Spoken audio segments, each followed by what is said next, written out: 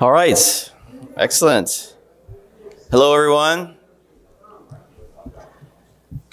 My name's Olaf Alders, and today I'm just gonna talk to you, make some random observations about Perl, and where we were, where we're at now, where we're going. I had this talk all nicely kind of planned out, and then I talked to Neil Bowers the other day, and that just threw everything into confusion. So I've got too many slides. We'll try and power our way through those.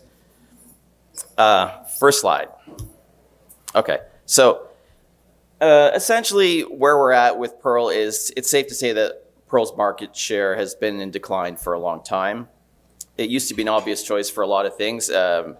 It's not necessarily the obvious choice anymore. Over time, a lot more programming languages have become available, and which is a natural sort of state of affairs. There's no going back. Sometimes I hear people say we don't want to restore Perl to its former glory, but I think that's not in the cards. Perl, I think, was in the right place at the right time, and it filled a need, and it became quite popular, and now we're just sort of seeing a downwards trend after that, probably more of a correction than anything else. But that doesn't mean that Perl is finished as a language. So there's always the kind of, is Perl dead conversation. Life and death are kind of binary states, and I think that's kind of hard to project onto a language. Can a language really die? Is Latin dead? I took Latin in high school. I took Latin in university. Latin still lives on in various forms and terminology, and still has a huge influence on other languages. If you speak German at all, you know that the verb goes at the end of the sentence. That's sort of influence from Latin. If you're in a university lecture in Germany, it makes it very hard to know what's going on when there's a very, very long convoluted sentence, and you will not get the meaning of it until the very last word. So lingering effect of Latin. But I mean, maybe it's helpful to think of languages in terms of life cycles. Where are we at in the Perl life cycle? Do languages come to a natural conclusion at some point? So instead of saying is language X dead, I think maybe it's not the right question. When I was in university, I was discussing a thesis for a paper with a professor, and he said, well, that's the right answer, but are you asking the right question? So I think in these kinds of situations, it's probably more helpful to say, is this the language, is it appropriate for what I want to do? Will this help me accomplish my goals? Rather than saying, is the language alive or is it dead? I think from a business perspective, if I'm going to do something in language X, I just want to know if it's suitable. Sort of general health of the language and activity of the community is part of that, but I want to know, is it fast enough? Is it going to be okay with the resources that I have available? Sometimes the language that you prototype with is not the language that you scale with. So I think that's fine too. Perl's great for getting something up and running quickly. It might not scale to millions and millions of requests per day as well as something else. But it's good to have, and I don't necessarily see it as a failure if you write something in language A and then move it to language B afterwards as part of your scale. So we do kind of tend to see this Perl to Java or Go or some other language rewrite in the life cycle of applications as well. Sort of the lasting impact over time is that we do start losing some financial backing. If you've got a corporation that's a big donor financially to the Perl ecosystem and they feel like they no longer need a stake in the success of the language, then they might move their dollars somewhere else. And those will sort of have knock-on effects in the coming years. And we do, as a collection of communities, need some level of funding to go ahead. So I used to always say Perl Community. Neil Bowers wrote a blog post once saying that there is no such thing as a Perl Community. It's sort of, it's more Perl communities. It's like this collection of tribes that are sort of loosely connected. And I think that's maybe a good way to think of the Perl ecosystem. But whatever you call it, we need some money. And the donations do matter a lot. They matter for grants. They matter for this kind of a conference. I was involved a little bit in the fundraising for this conference, just even infrastructure for hosting the applications that you have. And money is better than in-kind donations, which can disappear. when we started MetaCpan, we first started here in Toronto. We had a conversation. We heard about this thing called Elasticsearch, and we were going to try it out. And so we made an API for the CPAN. We kind of passed the hat around in a bar one night. I think I got $60 from everybody there, and I got a cloud instance going, and we started the Elasticsearch server in an instance of Screen, and that was basically it. Eventually, then somebody said that's not how you do this, and Clint Gormley, I think it was, he had a friend with a hosting company. They got us some free hosting, so then we had bare metal. But that changed ownership at some point, and they gave us 60 days to find something new. And if you have money, then you don't have to deal with those kinds of emergencies as quite as much. So let's have a look at some language activity indicators. When I sat down to do this, I emailed Neil. He used to do this kind of annual charting of CPAN activity to see sort of where we're at. He didn't do it for 2022, and so I asked if he could just do it easily, and then he just started emailing me all these charts. And let's just kind of quickly go through some of these. Basically, you can see his last report is at that link. And yeah, let's just have a look. So pause signups per year. Before we start this, I just want to say it's not the only indicator for the health of the ecosystem, but people pushing code is to pause particularly is probably a good indicator. So you can see that basically there's a fairly healthy number of signups until around the year 2012, and then after that it starts to taper off, and then there's a pretty steep drop, and then it seems pretty steady as of 2020. There's one interesting spike in there, which I think is around 2012, where I believe there was intermediate Perl was published, and there is a part in there that says get yourself a pause account and release a module that's an ACB module. And again, let's look at first-time releasers per year. We see that same kind of spike there. Again, possibly correlated with intermediate Perl, and then you can see it is kind of leveled off for the last 2 years. Looks like it actually slightly went up in 2022. And then we've got CPAN releasers per year. So the previous one was, first-time releasers per year, and now we have just people releasing in general. So you can see in 2022, it is over 600. It's probably close to 700 people. So it's not nothing. I mean, people are still active, but it's not like the peak of about 1,800. Number of authors creating at least one new distribution per year. So this is kind of new art that's being uploaded to CPAN. And again, you can see that definitely, it's just all following the same pattern. New users monthly on a rolling 12-month average. Again, this sort of illustrates more of a steeper decline. And you can see that it looks like, at this point, it's less than 10 new users to pause in a month. First-time CPAN releasers per month. So this sort of roughly correlates to the new users. These are the new releasers. I should add to this, I don't know, how many people here have pause accounts? Okay, so I won't have to explain too much to you, but it is kind of unique pause in the sense that you need to ask for an account. You can't just start uploading stuff. There is like a human being who's gatekeeping. And if that person is sick, you'll have to wait a little bit. New users who have never released is kind of interesting. Again, possibly that intermediate Perl effect there around 2013. And then you're looking at like over 100 people last year who got an account but never actually did anything with it, or haven't yet, put it that way. Number of times each pause user has released something. A lot, almost half of the pause users are in that 0 bucket. You can see that it's only about a quarter who have released 10 or more times. Now, this is how many different distributions pause users have released. It excludes the people who have never released. So you can see that the biggest bucket is people who release once. So it could possibly sometimes be these Acme distributions, but it's also somebody who has like one particular itch that they want to scratch. Not everybody wants to become that person who has 100 modules on CPAN. They just have one thing that they care about or one thing they're really good at and they upload it. Now, for people who do at least one release, how long was it between them signing up and doing the first release? So we've got the first day, we've got the first week, but not in the first day. We've got in the first month.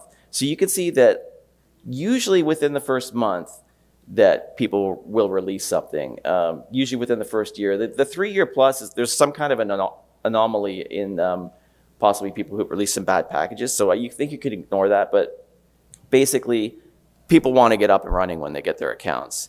And here's sort of, you can see kind of like the long tail of that time to release, usually within the first week there. And lifetime releases per author. Again, half of this chart is people that are doing, 8 releases or less in their over the course so far. Most of us are still here. So one thing to consider also is that certain demographic here at the conference today probably reflects pause users, and there are people that are eventually headed towards retirement. What kind of plans do we have for their modules, as we possibly have less active pause users but still have libraries that need to be maintained. On that note, CPAN Day is on August the 16th. That's the anniversary of the first upload to CPAN, and so if you haven't released anything this year, maybe think about fixing a bug somewhere.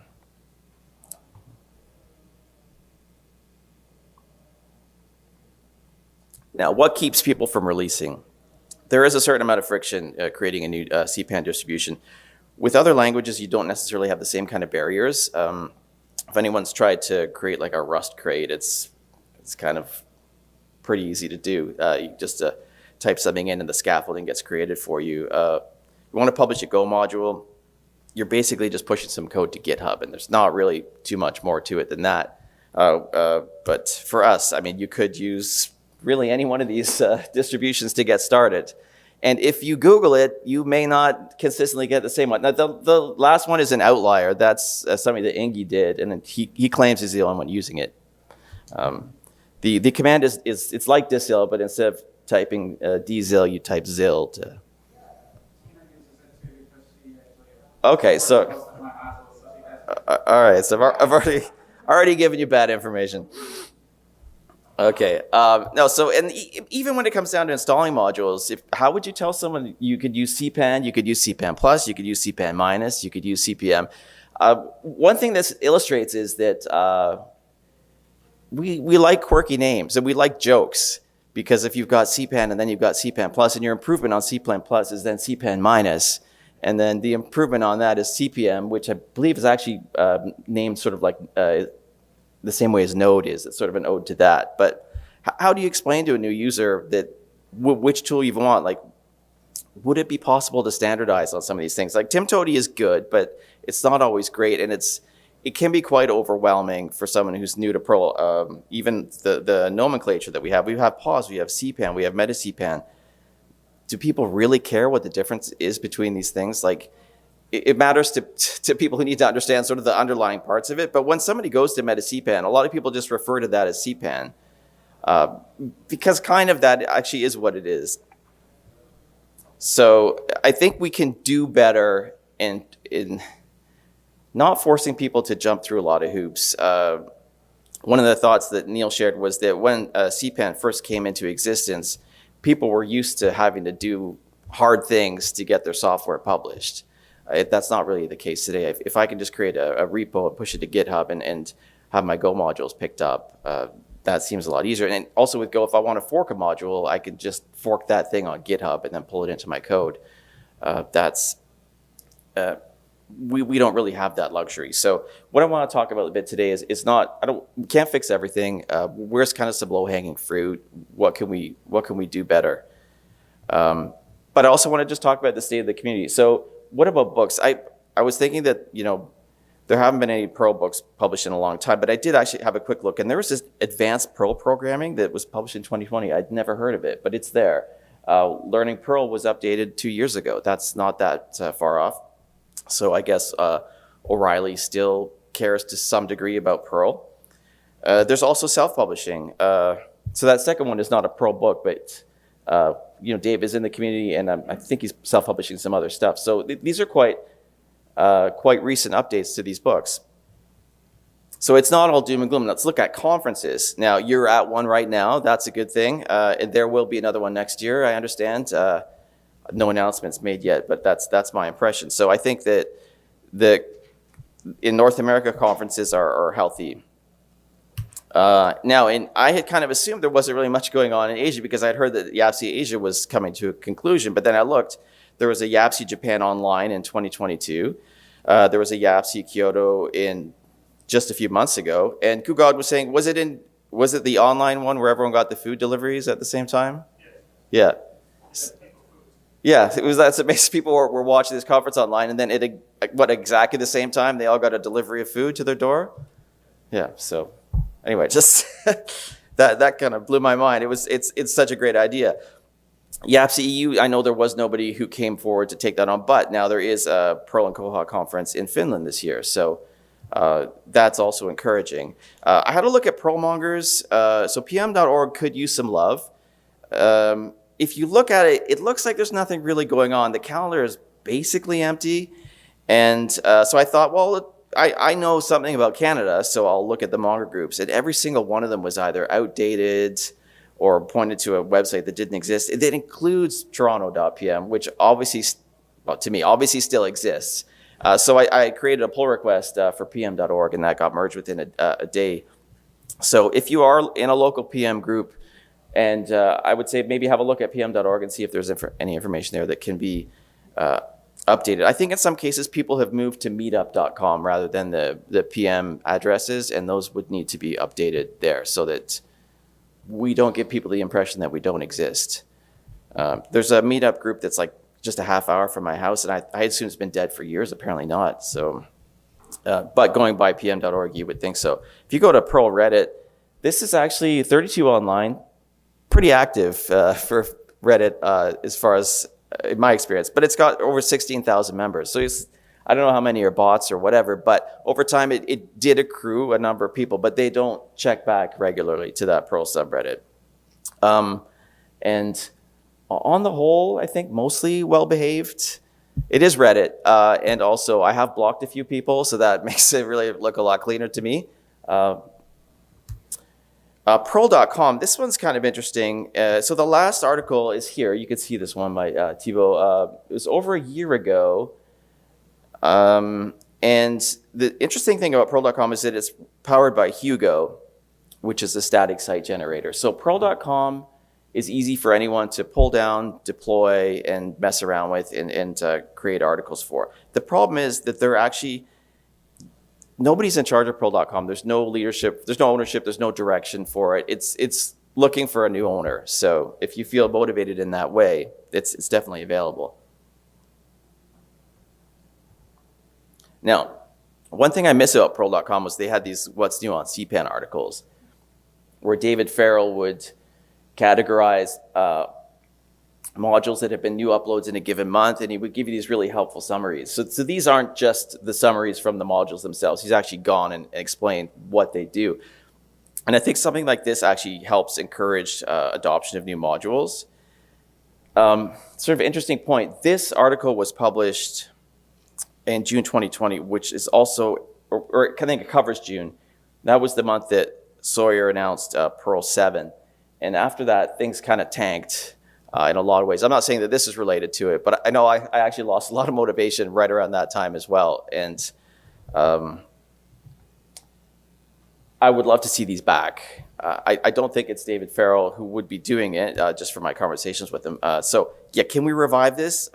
What I really think is doable with not much effort is that we would just hire someone. We hire someone to do those blog posts once a month, and then we pay someone to edit them as well, because you do need an editor for these kinds of things. We could probably cover the cost with just selling space in the footer for sponsors. It's the same way we do with MetaCpan. That actually, in that case, is a successful advertising model. So for MetaCpan, we don't necessarily hunt down sponsors. Usually people come to us and they say, how can we get our logo on your page?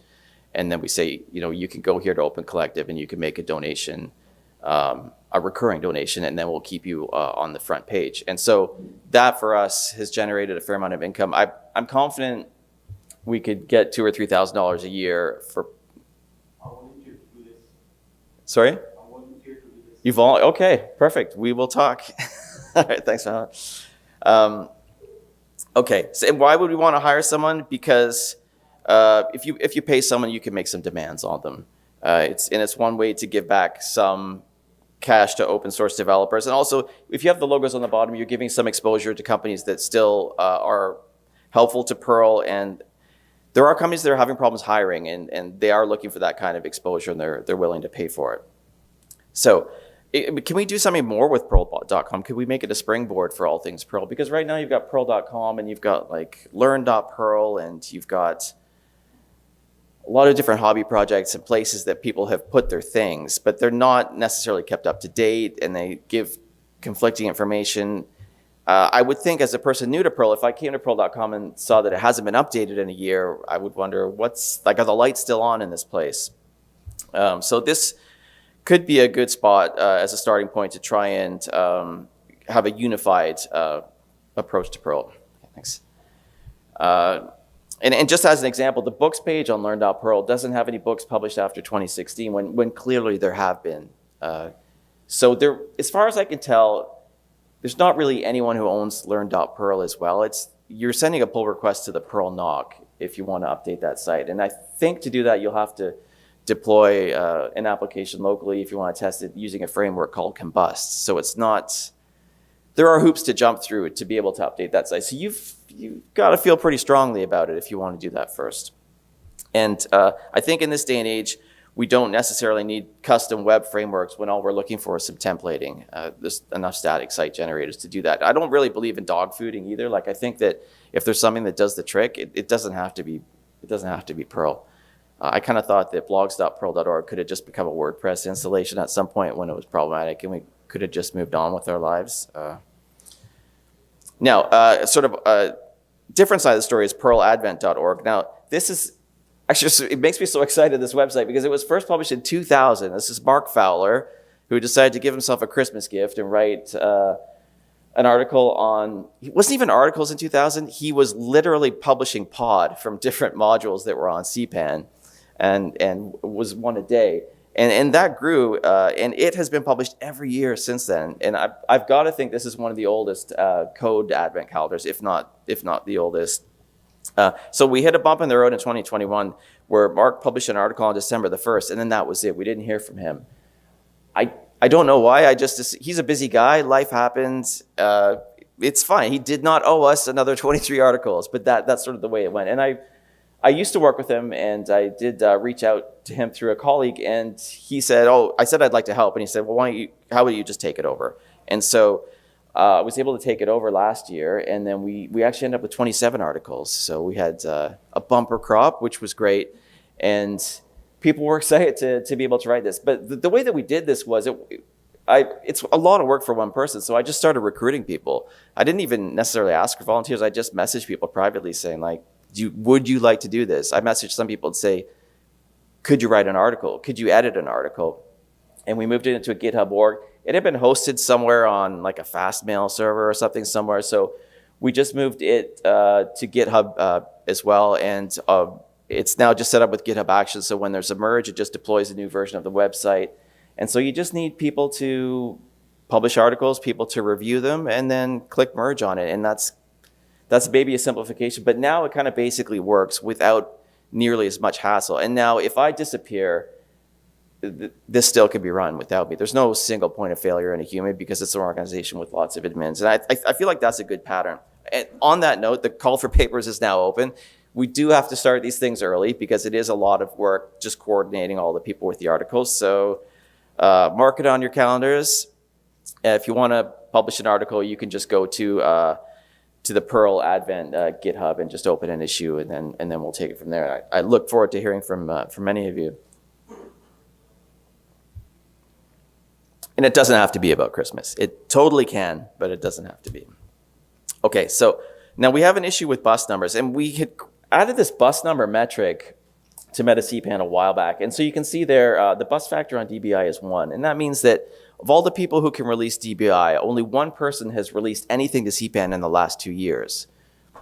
So that's basically an indicator of, if I use this, is it likely to be updated, right? So DBI is a very, very important module. And I'm not saying that Tim's MIA, but what I'm saying is that 1's not always a number that I'm comfortable with. And can we do better on some of these things?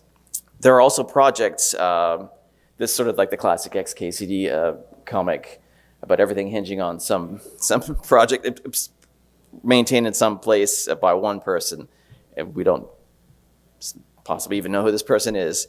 So the CPAN testers is kind of one of those things. Doug Bell took it over from Barbie. We've tried to get some volunteers to help him, but no success. And that is a very important project. We would notice if that went away. Develop cover and CPAN cover, that's Paul Johnson, one of the nicest people I've ever met. And we use this all the time. Like if you run coverage reports and upload them to coveralls or CodeCov, you're basically using develop cover. And he hasn't asked for help from me, but what I'm telling you is I care about this and I would like it to continue to be healthy. So this is something I would love if more people participated in. PPI, again, is basically one person. I got permissions on this because I really needed some patches in for Perl imports, but there's so much like Perl Critic that depends on this, and with Perl the language evolving, PPI will need some love or need a successor in order to be able to do some of the things that we like to do. So as far as future proofing goes, if you have some site on some server that nobody knows about, just in a static, just push it to GitHub or someplace where people can get to it if something happens to you or if you get busy. You can protect your domain name registration. We'll get into that. And then consider moving everything to a GitHub org so you can give more people permissions and assign co-main on CPAN to people you trust. And recruit. Just ask people if they want to help. So with MetaCpan, basically everybody who's a core developer is somebody I said, would you like to be a core developer to? So people that were interested, they were already contributing. Not everyone says yes, and not everyone sticks around. But I would say don't be shy.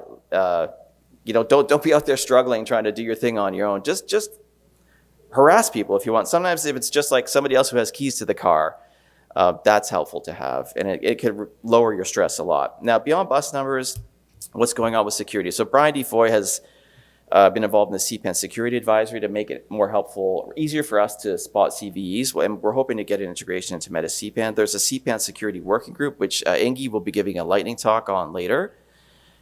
So that will be specifically addressing some security issues. Now, I don't know if you knew prepan.org, but it was a website that you could publish your idea for Module 2 before you publish to CPAN, so hence the prepan.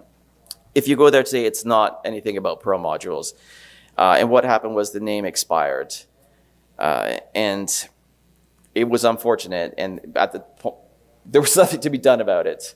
So what you can do to avoid this in future is just transfer ownership of your Perl-related domains to TPRC.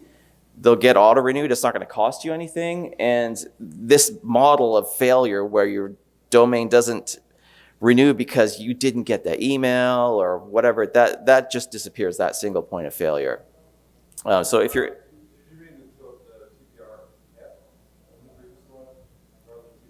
I did, yeah. I would love if it had just been TPF because that's what I'm used to. But yeah, TPRF, yeah. So now, if you want to do that, you can get on Slack. And here's an invitation that Todd kindly put together. I think it's good for another 26 days. Or you can get in touch with me as well. Now, just a quick quiz here, audience participation. Let's figure out what the official logo for Perl is. And also, if you haven't been to this cafe in Toronto, it's not that far. I hear it's pretty good. Okay, is it the onion? Hands up, it's the onion. Is it some kind of, by the way, I love this. Is it a velociraptor? Is it this? No, is it this? Is it any of those things? Like, is there a really official Perl logo? I don't think that there is. But do we already have a winner? So we could use the Camel within certain parameters, and Neil has spoken. So the Camel, we know it because it was used on Learning Perl, and so people associate Perl with the Camel. And so Tim O'Reilly, I guess, has laid out some parameters for the use of the Camel. Neil Bowers has been in touch with him, and he's quite confident that we can't use the Camel for nefarious purposes, and we can't use it on a book about Perl. So given the market for Perl books, I would say that's basically a non-issue, and it's already basically in use all over the place. It would be nice if we could actually standardize on that. it's kind of low-hanging fruit. It's already there. But to be able to do this, we would have to, who actually makes this decision? Like, who's in charge of Perl?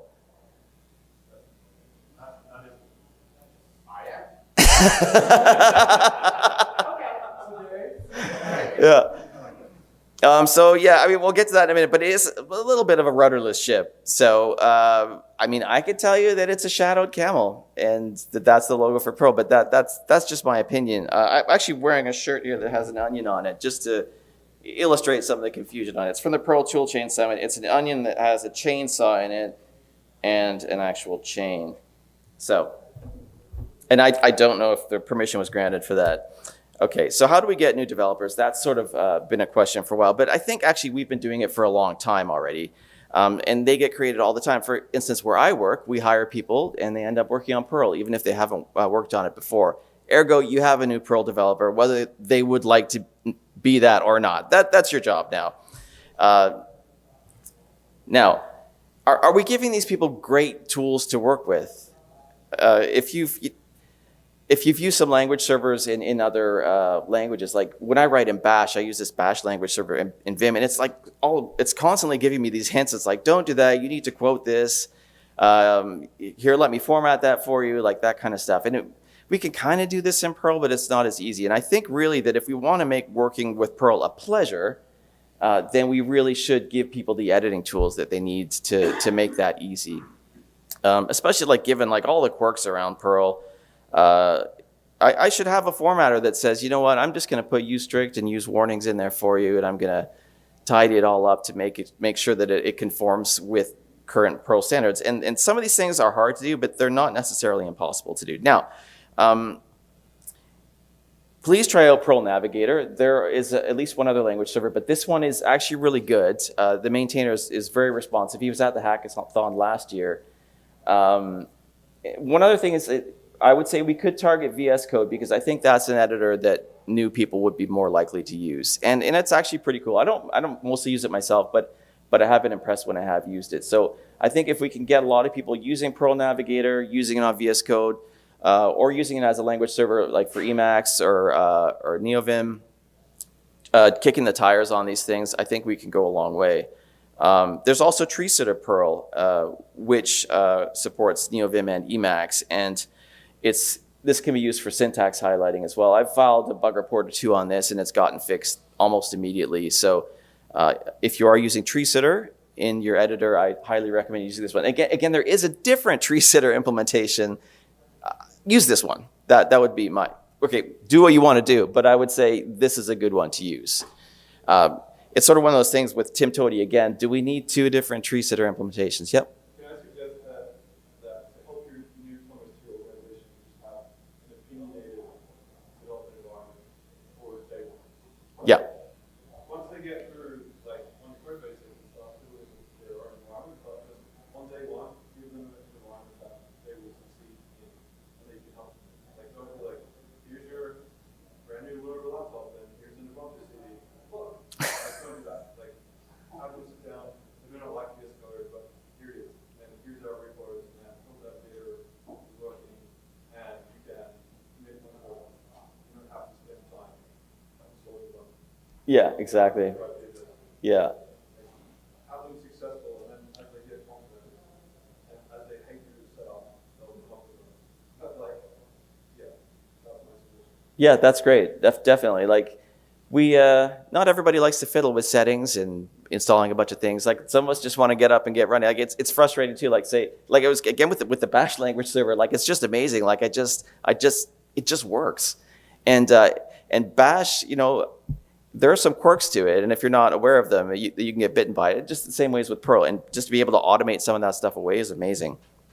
So as far as formatting goes, I'm going to say we've got it solved. That's basically a solved problem.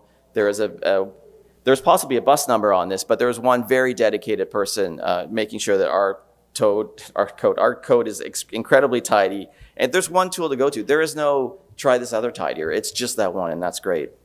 Now for Perl Critic, we could use that for linting. Perl Navigator does have a default critic profile. This one is sort of open to improvements. So that might be something an interested person could go and have a look at and say, what are some of the policies that we could add to this so that someone who doesn't have Perl critic rules yet set up would get useful information from Perl Navigator. Now, as far as fixing, I believe Hugo wrote app Perl Nitpick, which is it's actually kind of genius. What it does is you could use it to take a Perl critic policy, figure out where the violations are, and then fix those, and then basically just rewrite the code. So very simple example, if there's no interpolation in a variable, you don't want to have double quotes, and you could just rewrite all those as single quotes. So things like that. So if you have like policies that you want to enforce on your code base, instead of forcing someone to fix all the quotes, you could just go ahead and do it like that. One that I would love to see is something that adds trailing commas to the last key value pair in a hash. Because I like to sort them, and when I go and sort them, and the last one doesn't have a comma on it, now I've got a problem. And I shouldn't have to. And also, you can use Perl imports where possible. This is something I talked about last year, but this is also something that can rewrite your code. It can take a look at the modules you've imported, and it can say, oh, you're actually importing these 3 things, but you're not using them. I'm going to remove those from your import statement. Or if you're doing implicit imports, so you don't have the brackets after your use statement, it can add those in for you just to make clear what you are and are not importing. And it will sort the imports as well. It's kind of like, it's very opinionated, it's my opinion, but definitely try it out. You can use it within the parameter of Perl Navigator as well, so you can auto-format your code. They're a bit slow on bigger stuff, but it's worth trying. Now, Dave Rolski wrote a tool called Precious, and you can use that to harness all your linters and tidiers. There's one on CPAN called Code Tidyall. This is the spiritual successor of that, but written in Rust. And it's fast and it's good. And so happy developers will make for happy managers. And I think that, if we can make this experience easy for everyone, then possibly there are less people pushing to say, get rid of this terrible Perl code out of our code base. I hate dealing with it. So as we start finding that we've got more things on pause, but less people to deal with them, what can we do more with less? Just like a business that's losing revenue, you got to find efficiencies and redundancies and things like that. So I think we need to just focus on getting more things into GitHub organizations so that it's not just one person who can release the code. Give more people co-main. Move to static site generators where we can.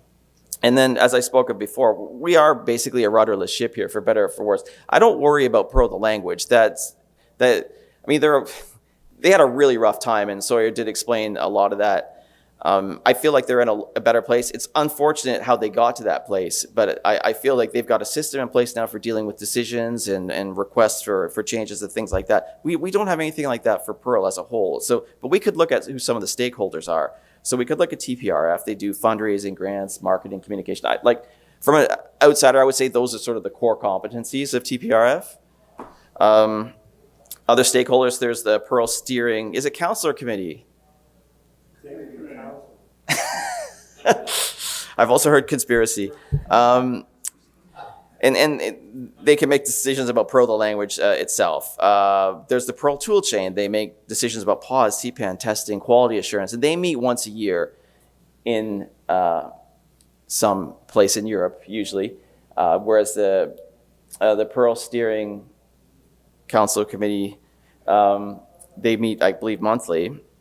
I would say MetaCpan on some levels is a stakeholder. It's really part of the tool chain, but it is, in some sense, it's become the face of CPAN.